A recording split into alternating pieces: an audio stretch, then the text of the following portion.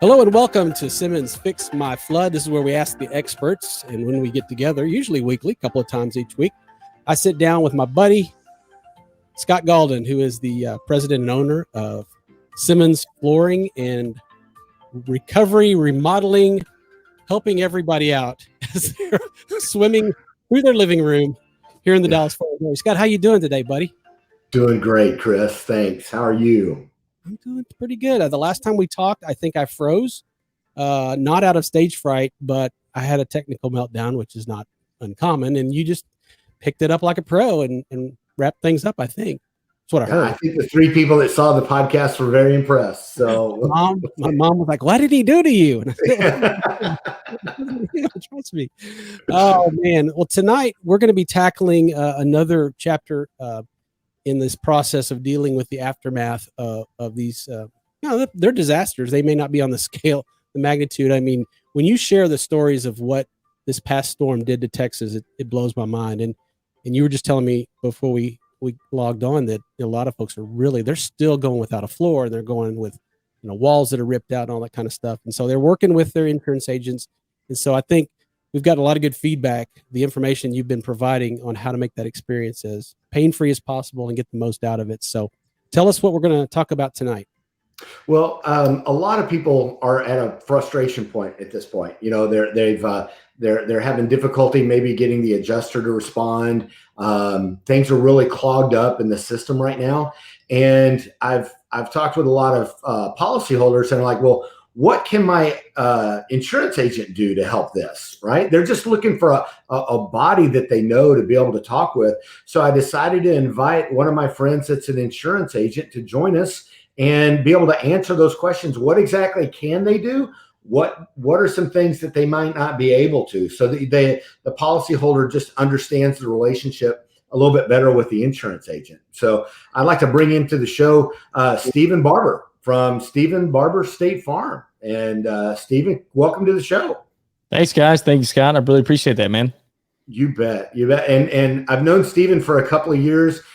He's my insurance agent. Stephen's referred us to do work for some of his customers in the past.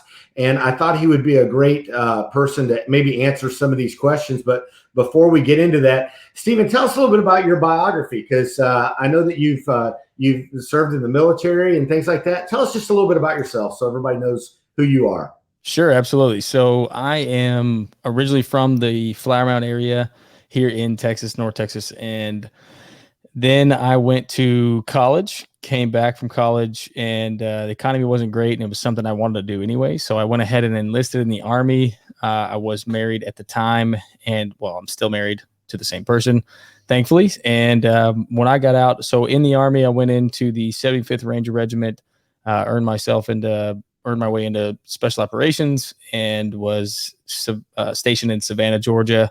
Did that for about 4 years, just under 4 years. And then after that, we had our daughter. So I decided that 4 years was enough and made the move back to Texas.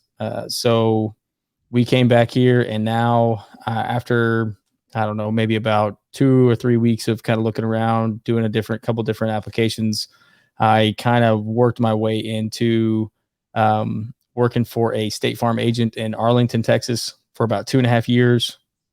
Learned the business, made sure that was something that I really wanted to continue to pursue. And come 2016, I was offered a book of business. There was a retirement in Fort Worth in the Lake Worth area. And I interviewed for it, and got it. So we opened our doors of my State Farm agency in October 1st of 2016. And since then, we had a really good first year. And then every year since then, we've been very blessed and had great customers such as yourself, Mr. Scott. And we have been one of the fastest growing State Farm agencies in the state of Texas, and for our age and everything. So it's been really great. Awesome. Well, Stephen, thanks for coming on. And I know, Chris, we had a couple of people write in with some questions on what they expect. But I think one of the first things, Stephen, was what was it like the first couple of days after the freeze? Can you tell us a little bit about what it was like, so that people can kind of get an idea of what it was like for an insurance agent. Yeah. So, I was joking with you guys before we started recording. It's kind of like what's going on right now, a little bit, but a little bit more intense. Your insurance agent a lot of times isn't the first person you don't think to call at night and just say hello or talk to us, which is no big deal. We understand. But during that time, my phone was going off the hook. My cell phone was ringing and dinging. My computer was going insane. I was fortunate enough to, apparently, now that all of us have kind of learned certain things about where we live, I guess I live close enough to a hospital or on a hospital grid, so we never lost power. I turned the water main off, but we didn't have running water. So we went and kind of lived with my parents' house for a little bit, and I still don't know why, but they never lost power or water or anything. Don't really know why or how, but it was pretty crazy. We got tons and tons of calls. Basically people sending us messages and sending me pictures. We had a lady that looked like she was living in a water park. She basically had water pouring down from every light fixture in her apartment. She had water kind of shooting in the sides of like the door frames that had popped. Basically, just about every pipe had busted. And when you live in an apartment, you can't turn the water off quite like you can in a house, right? You can't just run to the water main and turn that thing off really quick. So it put probably 5-6 inches of water into her whole deal. Her bed is completely ruined. And so luckily, when stuff like that happens, when it's that serious and it's that bad, the insurance company, I don't care who it is or how big they are. I mean, State Farm is the largest private insurance company in the United States, and private insurer. And we insure almost 1 out of every 4 homes in the state of Texas alone. So even when you're that big, you've got to prioritize, right? So stuff like that's going to be a priority one. That's going to be stuff that needs to be handled quickly. So those usually get sent to claim managers immediately.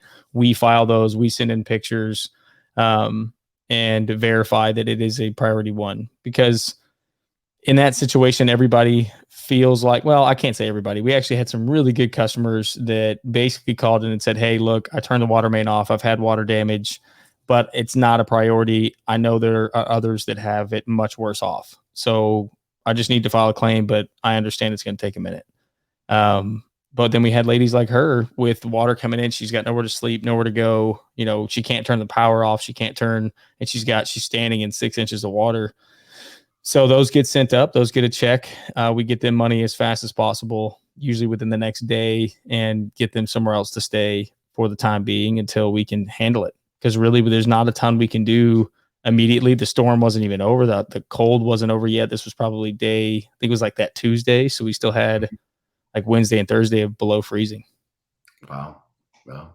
What are some of the things that your agency was able to do for the customers? I mean, because and with insurance, ultimately it lies in the hand of the adjuster, right? As the agent, your job is to sell and service, but ultimately it's in the hands of the adjuster. So what were some things that you as an agency were doing just to kind of help the customer along and maybe help them guide through the process?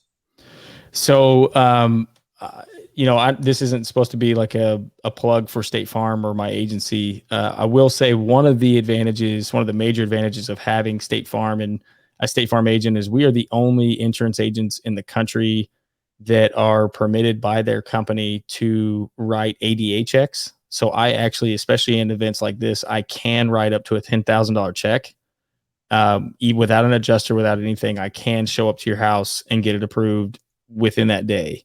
If it's bad enough, again, like something like that, where if she couldn't, it ended up the apartment, I didn't have to write. I was going to write one with her, basically had everything getting ready. But the apartment could put her in a different part of their apartment complex for free, didn't charge her, moved everything that they could that was dry.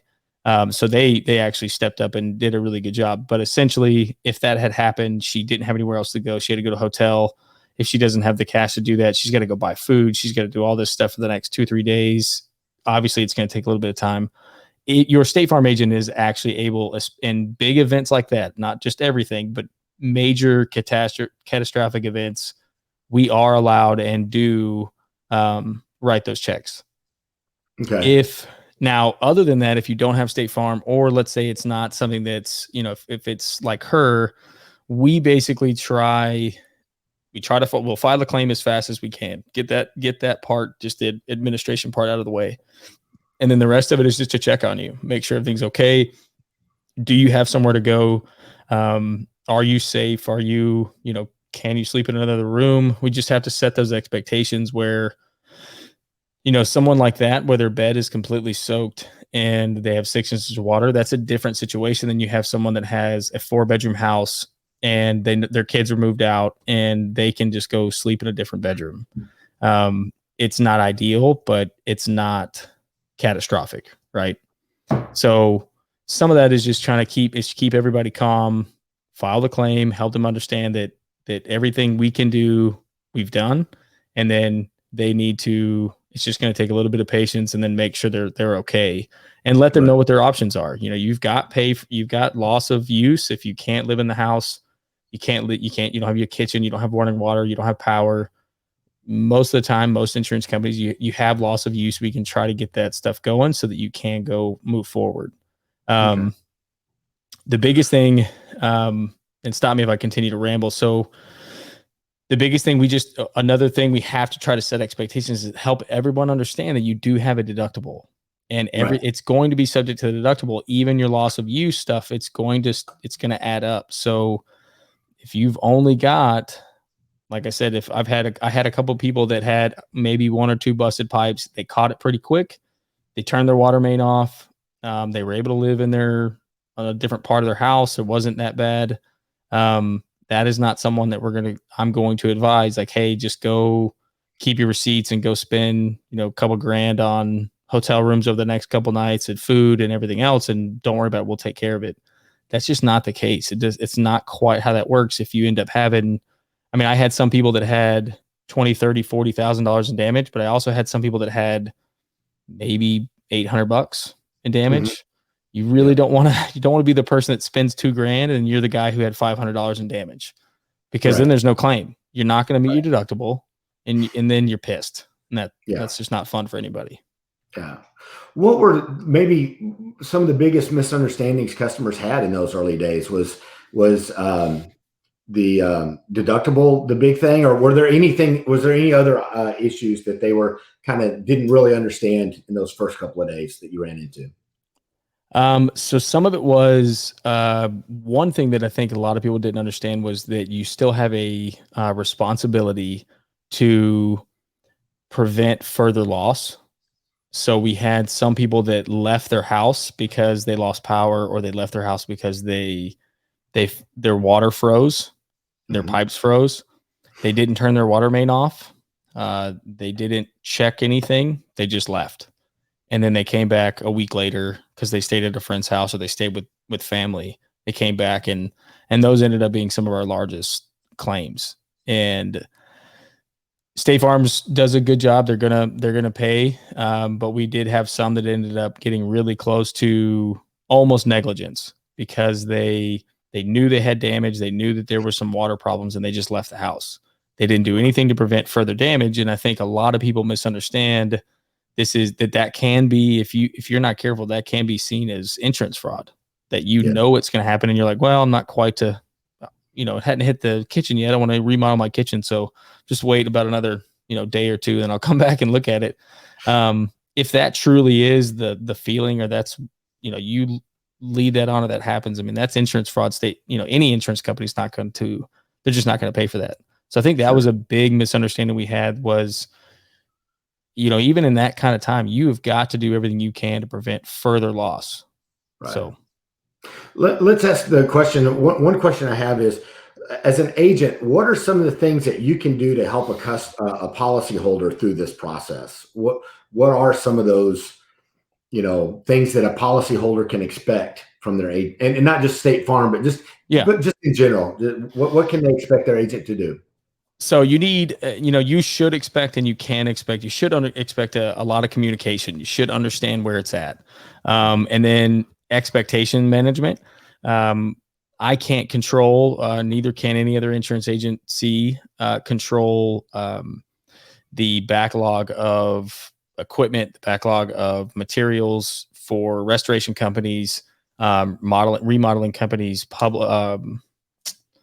plumbers. That became an issue. There were so many houses. So the best thing that we can do and that you should expect from your agent is, one, to get the claim and filed, get everything moving forward as fast as possible so that you're in line. And then communication on where it's at and making sure that that nothing's gotten worse, that they're talking to you, that they're keeping you up to date on, if you haven't heard from an adjuster. Look, everybody's human and adjusters are human. And if you hear from your adjuster, but then maybe you don't hear they say, well, I'll give you a call back tomorrow, or I'll be here at this time. Sometimes, especially when you have that volume of claims, regardless of company, sometimes they can't get there. They can't get to it in time. Your agent is your liaison. They're the person that should be there helping push, checking on the adjuster, being the squeaky wheel for you. You have other things you need to be worried about. You're trying to take care of your family, go to work, do all the stuff. Your agency and your agent should be there to, call the adjuster 15 times in a day, leave them voicemails. And it's not that when we have those events, it's not that the adjusters are being lazy. They're just getting destroyed with the just sheer volume of stuff. So things are going to fall through the cracks. Well, if you're the customer that fell through the cracks, your agent should be there to help make that known and pick up that slack. Yeah. As a contractor, from time to time, I will let a homeowner know, look, maybe you need to call your agent and see if they can rattle the cage for you a little bit, because absolutely, I have noticed that when things are falling through the cracks, the agent is the one that's got the hotline, because most of the adjusters ultimately, it comes down to the company has to satisfy the agents and the homeowners. If the agent's not getting satisfaction, the adjusters get into trouble pretty quickly. So absolutely. I would encourage homeowners, be patient. This is a time to be patient, without a doubt. But if you're just convinced you're not getting the level of service that you need to, let the agent help fight your battle for you. That's what they're there for. And I think absolutely most companies allow that, don't they, Stephen? At least for an agent to they typically have some kind of a hotline that an agent can call and say, hey, we need to, push this to the top, something along those lines. Absolutely. So most of the time, if even if it's just, so let's say you have their direct number to the adjuster and I have the direct number, I've had it where usually I leave a voicemail and tell them who I am and that I'm the agent and that this is the deal and that I'm just needing to try to get some clarification or explain on what's going on. A lot of time that's enough. If it doesn't happen, and like I said, for State Farm adjusters aren't perfect. No, nobody is. I just set it up. I have 9 employees, and we just call them every 30 minutes and leave them a voicemail every 30 minutes until they answer. And and it's just take turns, like one at a time. And I'm just like, all right. And I'll call them. I usually call, especially when it gets to a point. I've you've ever heard of double dialing, where you call and as soon as it goes to voicemail, you hang up. I think my record's 10. I've done that 10 times in a row, and magically, usually someone answers the phone. And then I act like nothing happened, and they're just like, what is going on? And I'm like, hey, how are you? I'm the agent. And I had one that it wasn't related to the leak. It was a kitchen fire, and they just hadn't heard from them in 3 days. It was just insane. And I lost my cool, or I lost my patience. I was done. So we just blew her up, and she finally called, and I was like, what are you doing? My customer doesn't have a kitchen. She hasn't heard from you in 5 days that they hadn't heard from her. I was like, nobody's heard from you. You're not returning phone calls. This is unacceptable. I got to know what's going on. And magically everything got done by like the next day. Wow. Because if your agent, I know numbers and emails to very high up people or in the corporate world, the corporate side of State Farm. And so does any agent. They're going to know who can go to, who they can send information to, that's a legitimate case, because sometimes it's not. Sometimes it's a customer that has very unrealistic expectations. Mhm. Sometimes, though, it is 100% the adjuster. It's a mistake and it needs to be brought to light. And they're going to be held accountable. And that's their job, their money, everything else. So you should 100% expect that. And agents can. Now, if you have a 1-800 number company, that might be a little harder, but even then they can, you may have to do a little bit more work. But if you have an agent, for sure, I don't care what company it is, then they're usually there to help fight for you, for sure. Well, and on the reverse of that coin, there's always things that you can't do as an agent. You know, there's some specific things that I'm sure homeowners have asked you to do, and you said, "Look, I can't do that." What are some things that you really can't do that a policyholder shouldn't expect of you? I can't fix your stuff for you. You don't want that. I am terrible at mechanical stuff. One is I can't make materials appear. So we had a pipe shortage. We had all kinds of stuff. I cannot create more licensed plumbers. I cannot create more restoration companies, and I can't give them more air movers and more equipment.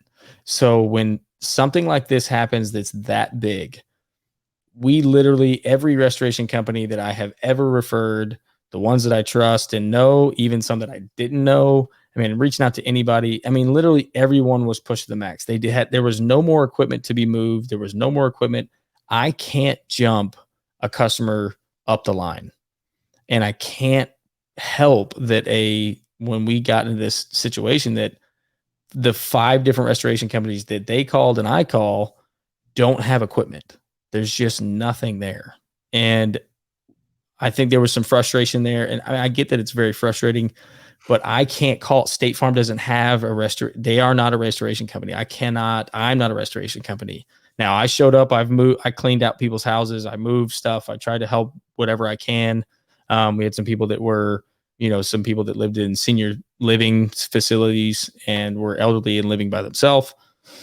I went and helped move furniture. Had some friends come up and help. I have some employees that helped. I mean, we'll do what we can, but we cannot change, create more plumbers, create more restoration companies when every single restoration company is maxed out in the Metroplex. There's nothing we can do. Sure. And then I had some that they said, "Hey, look, it's pretty bad. I know maybe you have some worse, but anything you can do to make it faster or speed up the process or put me in the front of the line, please do that." And the reality is it's prioritized by severity more than anything else. If I've got somebody who can't live in their house and they're sitting in 6 inches of water, just like that lady, and you've got a 4-bedroom house and everything's good except for 1 bedroom, I can't push you to the front just because you may or may not pay more in insurance than she does. She doesn't have anywhere to live. So, and most people understood that once we kind of explained it to them and said, "Hey, look, it's not that you're not important. It's just that your livelihood is not at risk. Some of these other people really are." It's funny you use the term moving to the front of the line, because I see that quite a bit. Every customer wants to be at the front of the line right now. And the challenge is you can't get there. There's just because of the amount of claims and the amount of work, you can't get to and that's with the adjuster. That's with the contractors that are out there right now. I'm working with all of my clients, and as much as I'd like to move the process faster, it's going as fast as it possibly can. Yeah. And it's still slower than what people want, but I can't move people to the front any faster than what we're doing right now. So if you're frustrated, you're joining a long list of people that are in that same boat right now. Yeah. And you got to understand, I mean, so is the restoration company. So is the insurance company. I mean, so is your agent. I mean, if I could make all this go away and have everybody handled and fixed, then I would. I mean, your insurance agent, it's not like money coming out of my pocket. I have no incentive to prevent your claim from being completed. If anything, I have the incentive to help you get your claim finished and out of the way and done. And same thing with restoration company and remodelers and everything. I mean, if you could hire more people and just create more machinery and make that much more money for your business, you absolutely would. So it's not that you don't want to. It's just that this is an unprecedented event, and that you just can't. There's just nothing there. So that's just part of it. I've had to remind people I have no financial incentive to be slow in response. Exactly. To your claim. Right. My financial incentive is to get your claim handled as fast as possible. Right. Yeah. So I can take on the other guy. Yeah. You know, so it's just not possible. Chris, were there any other questions? Are we getting to the end of the show? Pretty close. You've done a great job of covering most of these in one way or another. One of the last ones had to do with just managing expectations, and we've touched on that a lot. I don't know if maybe give Stephen a chance to, if we word these a little differently, if he'd have anything. We talked about, kind of the general, what are the common things people ask, that's the FAQs, what are getting more than anything. And then we talked a little bit about, their responsibilities, how they can make it easier, spend some good time on things that you just can't do. But this last one really had to do with how are you helping, manage those expectations of people. And I would just say, let's morph that into leaving people with some takeaways. I know, Scott, we spent a good bit of time and you gave some great advice to people to help prepare them, to help you do your job better. Because it's funny the way you guys are talking about this. Obviously, we learn a lot about ourselves when we get, squished. When things get tight, you learn a lot about people. And those people that have been, all they know is I yell and scream until I get my way, will do that. It's hard to reason with them and say, if you stop and think about it, if you were the other one that couldn't go to work or, had a medical reason, you'd want me to help take care of you first. But, you can't reason with some people. So what are some ways you can help get them to a point to help make your job better? Because everybody involved in this has a role to play. And once they realize it's in their best interest to help the whole system, when you get to that point, what are some other things that they can do to help you do your job better? I think that one of the things we do is, and I've told my employees as well, is just to be as empathetic as you can.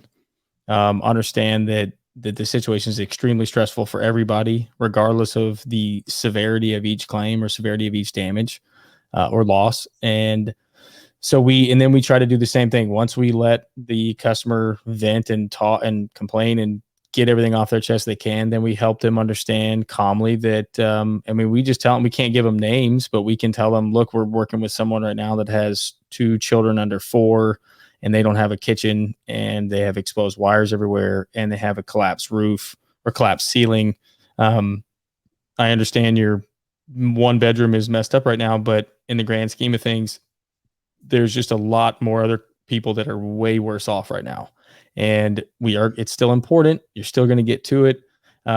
So just and then just the best thing that we can do and that they can do is just to help try to stay calm, and then to just check in, leave voicemails and encourage. There's nothing wrong with wanting constant communication, whether it's email with your agency or leaving phone calls, checking in and making sure and seeing. Same thing with your adjuster, making sure that things are still moving forward. But you just got to understand that there's just some people that are legitimately in much worse off situations. And you need to be honest with yourself. Is it more of a inconvenience right now? Is your claim and the damage amount, is it just an inconvenience, or is it a dangerous amount of loss? And if it's just an inconvenience, then you're just going to have to accept it for now. Stay calm. Understand that, like Scott said, there's no incentive for an agent to not get your stuff done. And it's just time. Insurance agencies aren't trying to get out of the claim. They're just trying to make sure that everybody gets taken care of, and the people that need it more right now, and with the limited resources that there are, that those are the ones getting the attention first, and then we're moving down the line. Yeah, absolutely. Scott, have we? I think it also goes back, Chris. Yeah, it also goes back to some of the things you might have learned in Sunday school. Count your blessings. Treat absolutely. people like you want to be treated. I think if you can keep those 2 things in the back of your mind and everything that you do, it's going to help you along the way. And then realize that most of the people you come across are going to want to help you. Tap into their desire to want to help you. Don't become the person they don't want to help anymore. Yeah, I've definitely, that reminds me, and I haven't had an issue with you, Scott. Obviously, I've had nothing but fantastic results from referring you to customers. I've had a few that, because of this, you had a lot of people kind of coming out of the woodwork that could do restoration or do plumbing and do whatever else. And I've had to help them understand that when an adjuster gets there, it's okay for your contractor to be there, but your contractor and you should not treat your adjuster like a pile of trash. And you're not going to help, and your contractor is not going to help things. They are still human. So if you've got two claims that are just equal as far as severity wise, and you're a complete jackass to that person, and your contractor is, who do you think they're going to want to help first? They're not going to deny the claim, but they're not going to put you before the other. I mean, you might just say, okay, well, I'm going to help them, but I got it this other one first, and then I'm going to do it. I mean, it's just, I don't care. I've never had an adjuster admit that, but we're all human. I mean, if you had two, you're like, both of these need to get done. One of them's a jerk and one of them's not. I'm going to lean towards working with the guy that's not a complete just jerk. Yeah. And I've seen some of those where it's the customer, and then some of it's the contractor, this small time contractor that's kind of feeding them into it. Oh, they're going to get out of their claim. They're just trying to get out of it. This is what they always do. On one other thing real quick with just some of the expectations or some of the stuff that you should do, this is some stuff that kind of even came up to me that was a little bit new, is you need to keep your pipes, the busted sections of pipes, you need to keep those as proof for your adjuster to show that there was busted pipes. You also need to take ample amount of pictures. If it is not something that you don't get something fixed until your adjuster sees it, is basically what I'm trying to say. Mm-hmm. If you have a lot of water damage, they need to see it. If for some reason it's life or death and it needs to be fixed immediately, like a busted pipe, you don't want the pipe just continuing to spray.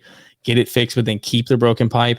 And then also, if for some reason something else that you have to get fixed, take an ample amount of pictures to show the adjuster what it was that was repaired. Okay. An adjuster, and I tell this to everybody and anybody that files a claim, an adjuster's job is not to save the company money. An adjuster's job, first priority, is to prevent fraud.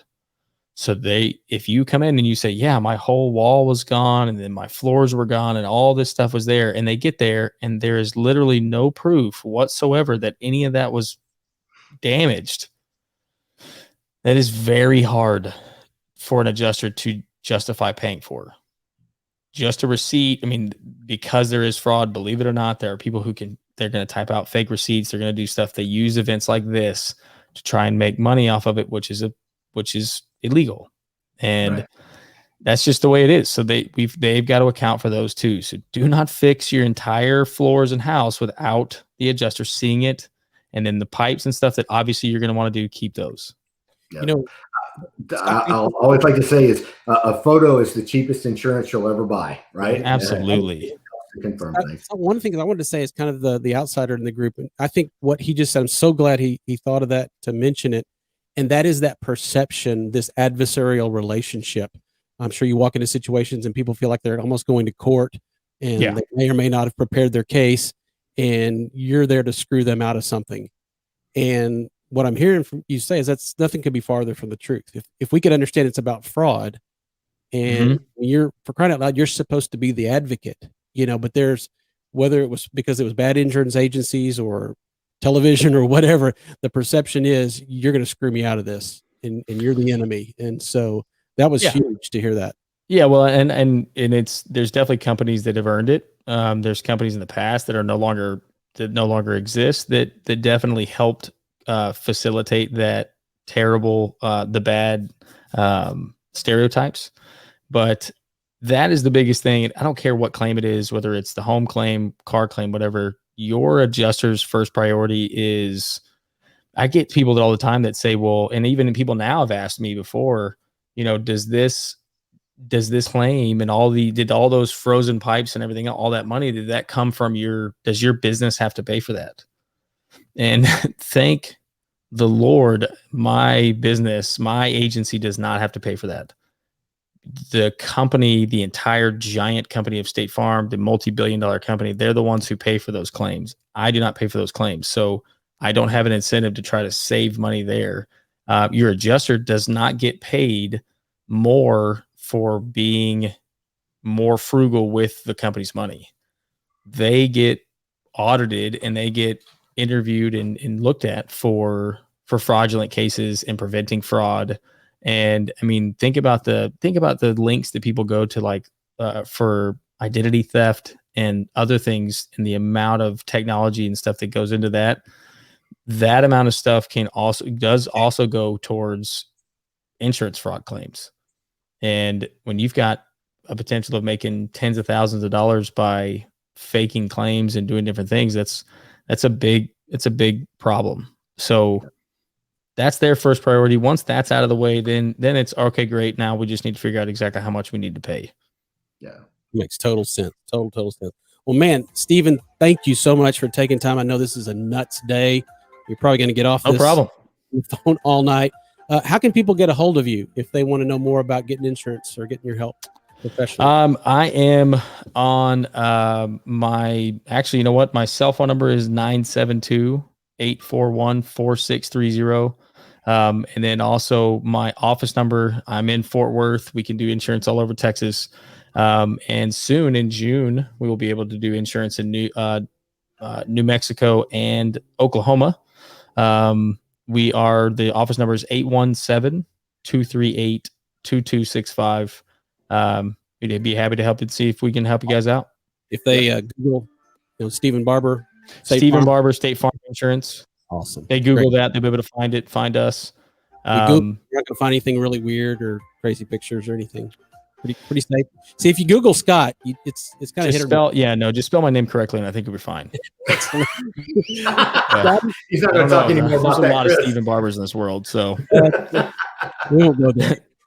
On that note, Scott, how about yourself? How can people get a hold of you?